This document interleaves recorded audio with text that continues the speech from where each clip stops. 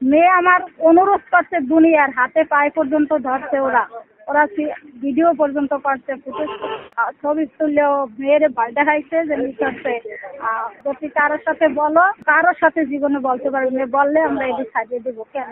আমার স্বামী নেই, এই জন্য কি আমার মেয়ের সাথে এই ঘটনা ঘটনা? কিসের জন্য? আমার মেয়ে তো থেকে ওই আলগি আমার বাবার বাড়ি থেকে দৃষ্টান্তমূলক বিচার চাই, নাইলে আপনাদের কাছে আমার একটাই দাবি, আমরা 4টে জীবন এখন বেঁচে আছি, আমার 2 মেয়ে 1 ছেলে আমি, তাহলে এই 4টে জীবন আপনারা নিয়ে নেবেন, না হয় আর বাবার মতন 4টে জীবন নিয়ে নেবেন, না হয় আমার বাংলাদেশের সবার কাছে যত আইনজীবী যত যা আছে সরকারের কাছে আমার একটুকি দাবি যেন আমার দৃষ্টান্তমূলক আমি বিচার চাই। তারপরে আমি এখন পর্যন্ত আসতে পারিনি। আমি শনিবারে আমি ঢাকায় গেছি, অপরাধ দমন ট্রাইব্যুনালে আমার ডাকে আর আব্বুর ওই জন্য এই জায়গায় গেছি।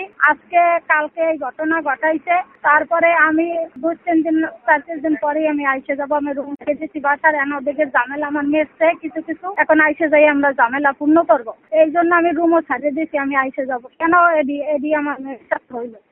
মেয়ে আমার অনুরোধ করছে, দুনিয়ার হাতে পায়ে পর্যন্ত ধরছে, ওরা ওরা ভিডিও পর্যন্ত করছে, ফুটেজ ছবি তুললেও মেয়ের ভয় দেখাইছে যে লিখাচ্ছে যদি কারোর সাথে বলো, কারোর সাথে জীবনে বলতে পারবে না, বললে আমরা এটি সাজিয়ে দেবো। কেন? ওদের ভাই বলাইছে, বাপ বলাইছে, কত কিছু অনুরোধ করছে, হাত পায়ে পর্যন্ত ধরছে, তারপরও ওরা মুখ চাচ্ছে ধরে নিয়ে এর পরে।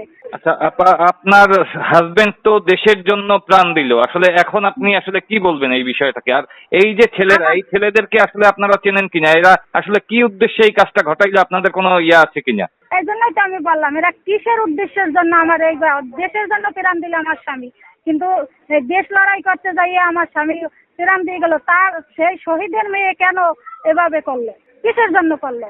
এরা কি চায়? আপনারা কি এই ছেলেদেরকে চেনেন কিনা, বা এদের সঙ্গে পূর্ব কোনো শত্রুতা আছে কিনা? না, আমাদের সাথে পূর্ব শত্রুতা, ধরেন আমি ঢাকায় থাকতাম, এখন পূর্ব শত্রুতা তো কোনো ছিল না। কিসের জন্য করলো? আমি থাকতাম ঢাকায়, ওর আব্বু থাকতো ঢাকায়।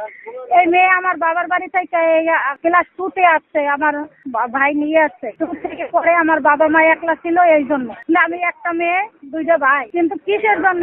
বাবার কবর জিয়ারত করতে গেল সন্ধ্যার পর এই ঘটনা। আমি এই শনিবারে ঢাকায় গেলাম, এখন আমার এই দুর্ঘটনা। এখন আপনি আসলে কি চান?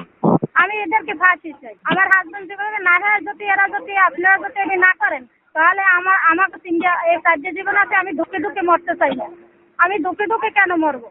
এই 4টে জীবন আমার 2 মেয়ে 1 ছেলে, আমি এই 4টে জীবন আমরা করতে দেবো, আপনারা মাঝে ফেলাইবেন আমাদের। তারপরে শোনেন, আমার কথা হচ্ছে, আমরা আসতে পারলাম না মেয়ের সাক্ষীতে, আমি মেয়ের সাথে রাগারাগি করছি, বলেন রাগারাগি করতেই পারে, তার একটু শুনে লাগ। আমি মেয়ের সাথে সকালে রাত্র থেকে ও কান্না করছে, বলে নাই, রাত্রে একবার ফোনে আমি কথা বলছি, ও বলে নাই, খালি কান্না করছে, কিন্তু খালি দেখতে কান্না করছে, ফোন কাটতে দিয়ে ফোন বন্ধ করে দিচ্ছে। কিন্তু সকালে আমি 9টার সময় ফোন পাইছি, খোলা পাই, আমি ফোনে আমার মার ফোনে ফোন দিয়ে এরপরে আমি ওর সাথে কথা বলছি।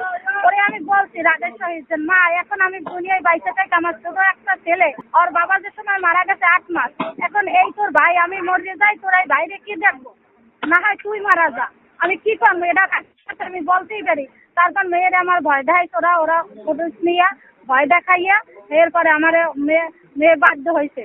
আমি মেয়ের অনেক কিছু গালাগালি করছি, করার পরে তুই গেছো কেন, তোর বাবার খবর যাওয়ার করতে, আমি আসতাম এরপর যাইছি, এদি আমি অনেক গালাগালি করছি।